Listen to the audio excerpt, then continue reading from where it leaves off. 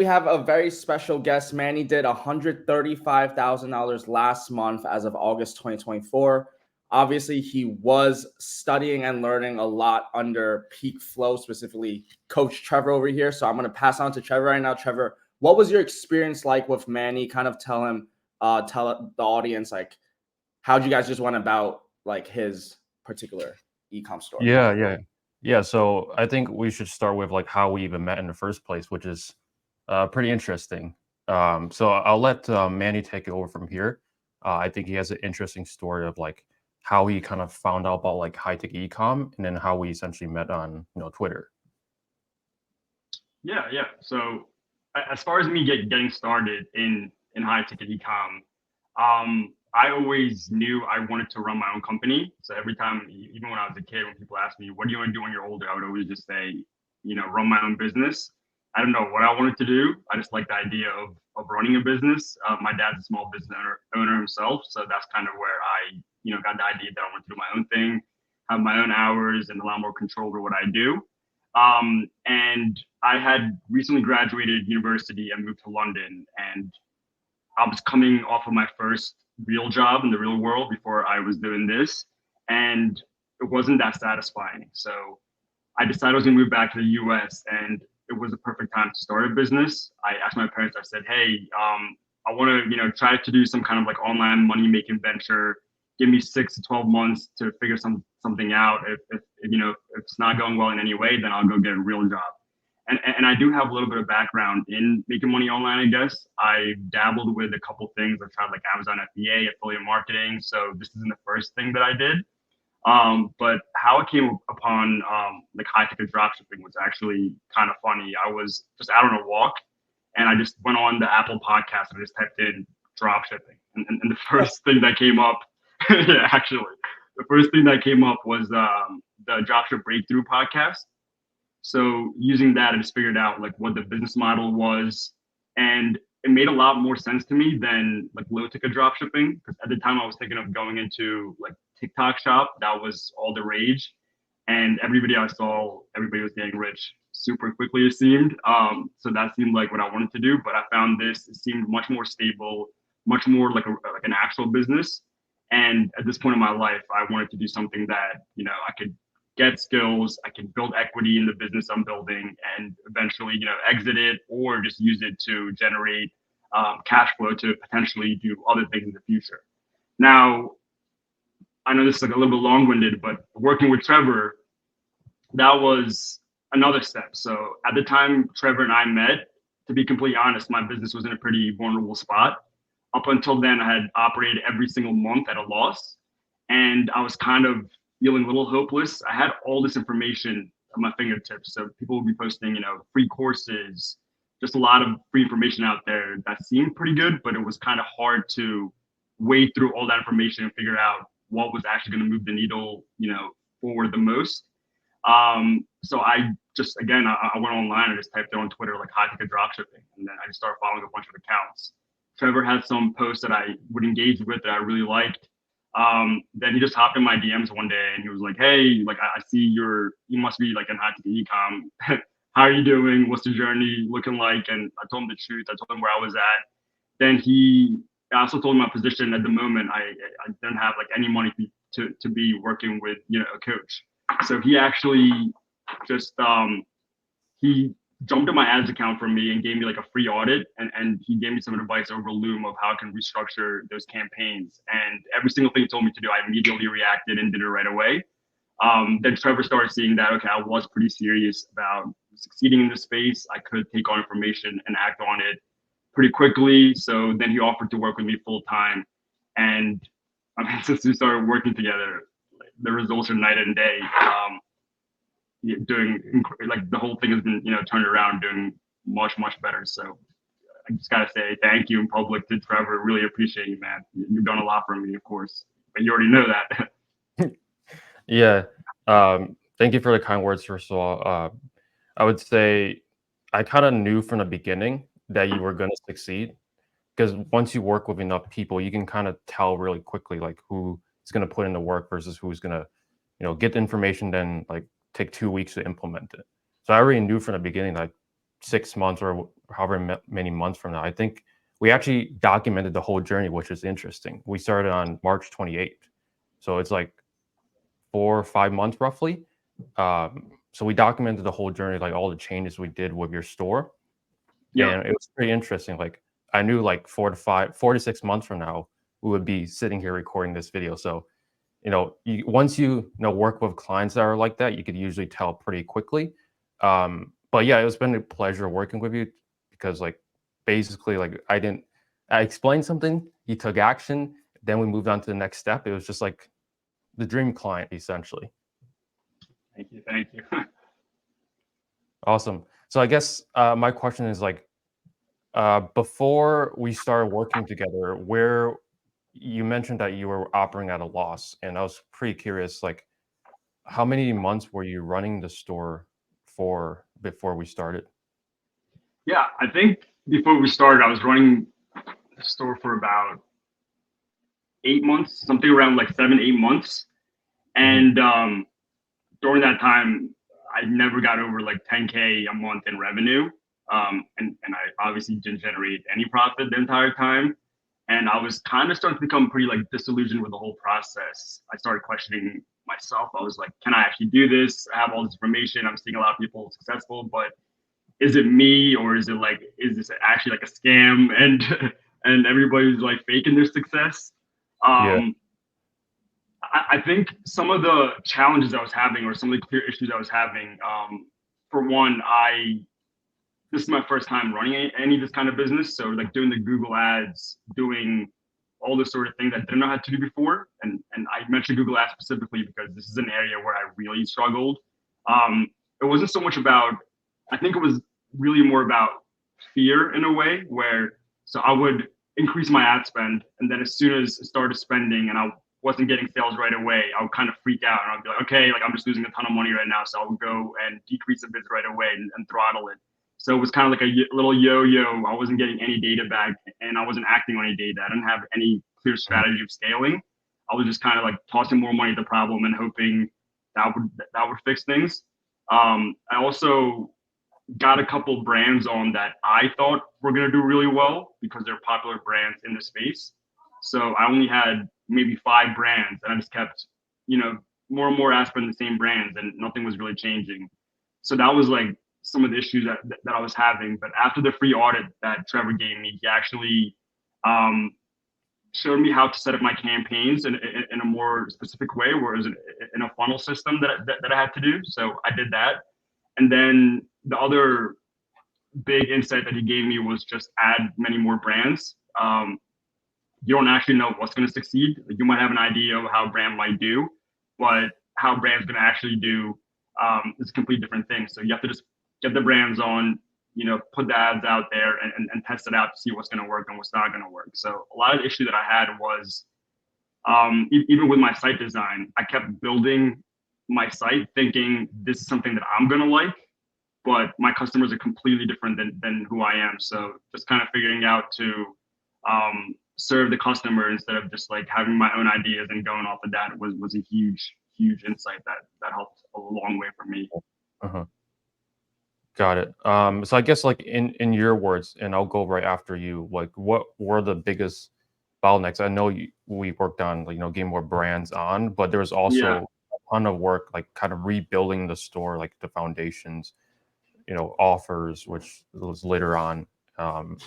Like, I guess what in terms of, like, in your words, did you think kind of moved the needle forward from like losing money to generating revenue? And for full transparency, everyone, like, we're still working on Manny's store. Um, like we're not at the profit numbers that we want just yet, but that's a good problem to have because making sales is the bigger problem. Tweaking the profit, making more profit, I would say, is the easier problem to fix. Yeah, definitely was going to mention that although the revenue is exploding, the profit is lagging behind. But the difference now is that like, I have a clear plan, and now I know actually what to do in order to get that profit. So it's much more about execution than knowing what to do. And this was like the biggest bottleneck that I had that was encompassing overall, I think, is knowing what to work on. Because everybody who's in this business will know that, or everybody who's in any business will know that there's an endless amount of things you can work on at any time. So knowing what you should be working on right now, this moment, that was very challenging for me. And there were a ton of things that I did that was more like just things for vanity, like going to Google Ads or going to Shopify analytics and just like staring at the data like for hours, or like playing around with the data. And I thought, I was fooling myself saying that this is doing the work, but that was a small fraction of doing the work. And I wasn't really doing the work. I was spending way too much time doing that. So some of the things that I thought that were the biggest levers we pulled were, first, like I mentioned before, just adding on more brands. The more brands you have out there, the higher chance of finding winning brands. The more surface area you have to get those sales. The second one I thought that was really important was creating some automation in the back end. So if you think of your like sales funnel like a leaky bucket, when I started with Trevor, leaky bucket would be nice because there was literally just like no bottom to my bucket at all. It was like a hose. So we did some things like setting up automation, some email flows, like a email pop-up campaign, email pop-up, automated like welcome series, abandoned cart and checkout cart, SMS and email flows. And each thing we did like that kind of start patching up some of the leaky bucket. So as I got more traffic, more and more sales were starting to convert. The next step was just improving the layout of the site and the navigation. I didn't really know my niche super well, so the way I had it laid out actually makes completely zero sense now that I look back at it, and I have a much better understanding what the niche is. But at the time, I kind of went with what I knew, so it was kind of just improving the knowledge and making the navigation easier to use for the customers, and then making a bunch of little tweaks to the site so it could improve the conversion rate for the site. And then the main other thing was restructuring the ads. So Trevor gave me like an over-the-shoulder guidance. Every single week we would meet and we kind of dive into the ads and see what we were doing. And he wouldn't just do it for me. He kind of would say, this is what we're doing and this is why we're doing it. So I would have a better understanding of what we're actually doing. So I could, do it myself eventually much better than I am now. And then after we made all these changes, then finally the biggest lever to pull is just increase ad spend. So this was something that I just was not doing for a long time. And now my ad spend is probably triple, quadruple what it was back then. But I've been making a profit every single month since I think like our second month together or something like that. After we restructured it, we turned the ads up a lot and revenue's going up and profit is also going up significantly compared to what it was, but it's still lagging for where it should be. But every single thing Trevor told me is going to happen has happened along the way. So at this point, I'd be foolish not to believe him and to doubt him. So I'm excited to see where this is going to go, for sure. That's awesome. Yeah, I think you pretty much summarized it. Like, basically what we worked on was we kind of like took a funnel, people that are at the ads before they see the website. We just went the reverse. Like, we fixed the back end first, like the email. So every single dollar that we spend on ads, we're getting as much juice out of the ad spend. Then we fixed the website so people could actually go into our email marketing, because if our site is not trustworthy, they're not even going to put in their email for the pop-up. And therefore our email marketing is just worthless. So we basically did a lot of fixing the back end to make sure, because your niche is also pretty competitive. So we fixed a lot of the back end, the website, the email marketing, the SMS, redid the website. So a lot of different fixes before we did the ads. And I think a lot of people do all the way around, which, you just burn more money. Like, if you don't fix the holes, you're just going to leak more. Yeah, and there were things about just like the process I had in place that changed as well. For example, like the sales process or order fulfillment process. I didn't actually have any sales process. I kind of just had somebody calls, I'll just hop on a call, and if I didn't close them on that sale, it was kind of just like, all right, well, call me back if you're ever interested again. But now we have like a full-fledged system to like reach out, to follow up on, because a lot of the sales, at least for my niche, it's almost half and half. Almost half of them are made over the phone. And most of the time, what I'm finding in this space is really not, you don't have to do a lot of selling. It's more just guiding and educating them, especially from my niche. It's a pretty technical niche. So people people call me and they're pretty motivated. They have like glaring problem or pain points that they want to solve, and our products do solve them. But it's much more about building that trust and letting them know that you are going to spend a lot of money, but we are actually going to fulfill your order and we are going to give you support along the way. So some of the processes I was following, well, I wasn't following any process. So I think it was kind of not changing process, but implementing some process. So I think those sort of changes have been the biggest, benefit to me. And now, I'm finding different, like at every level you have different challenges. And now my biggest challenge has been, I should probably hire someone probably like a month or two ago, but I've been procrastinating on this heavily. So obviously Trevor's been telling me that like, a lot of this also is mindset.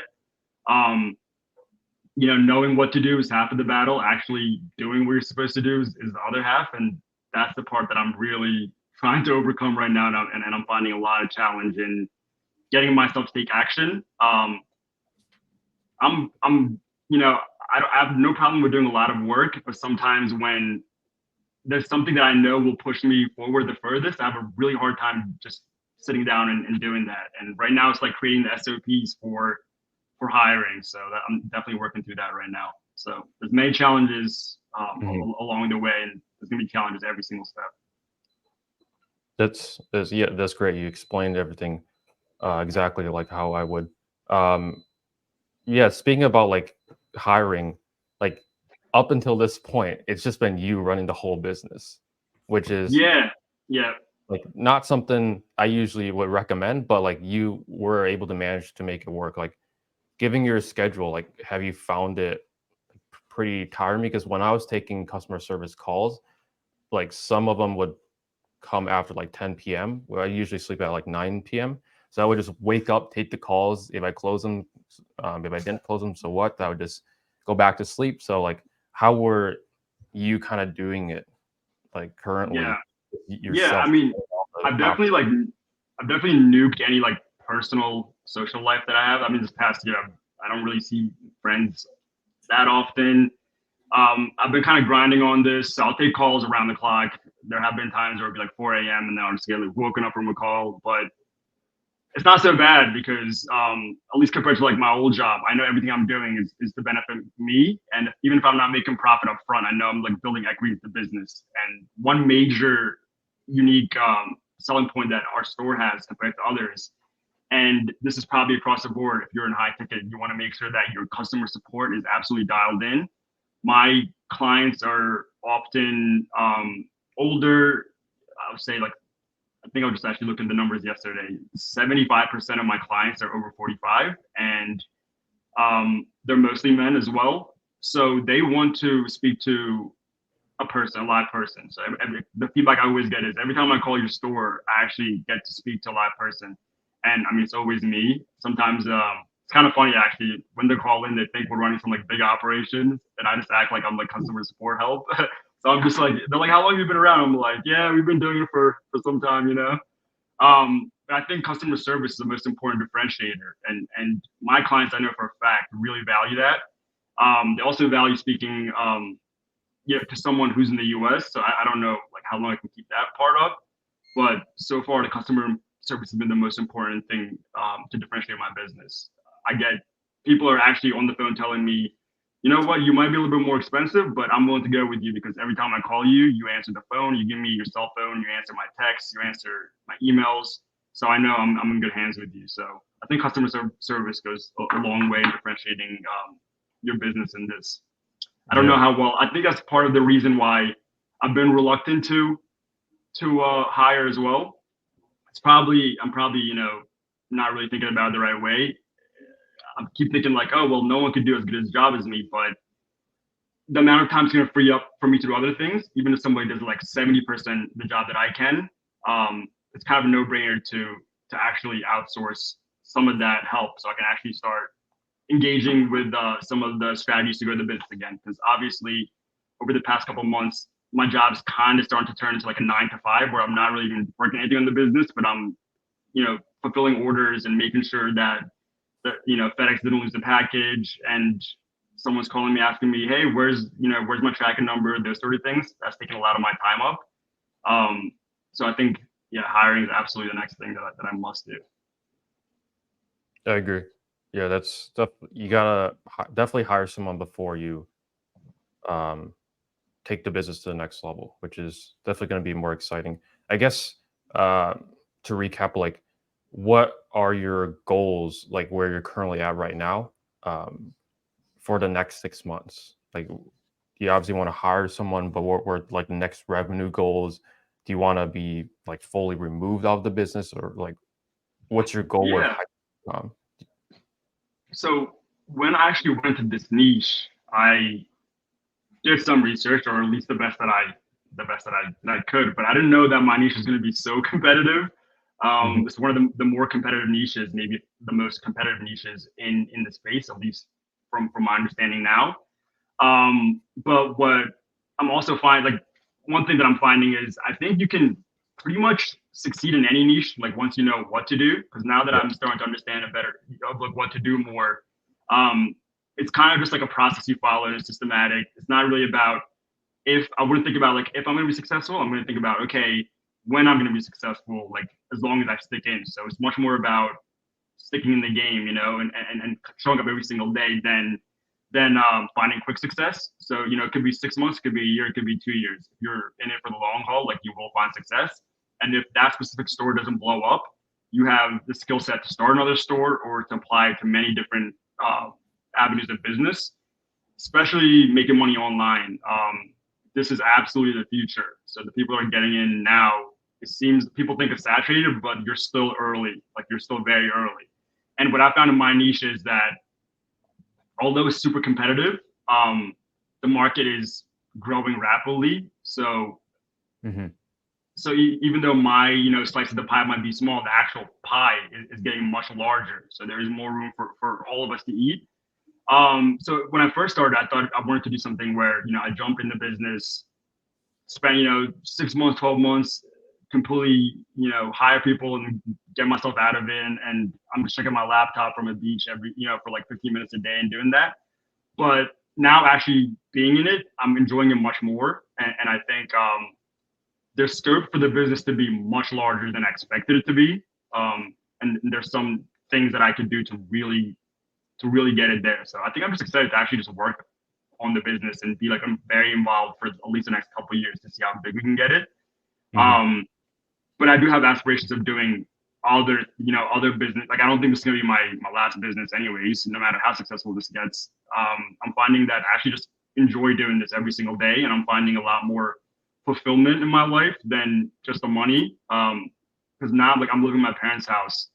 I'm still pretty broke, but I think I've had, like, the best year in the past year as far as, like, how I feel as a person. I'm feeling challenged. I feel like I'm making a ton of progress.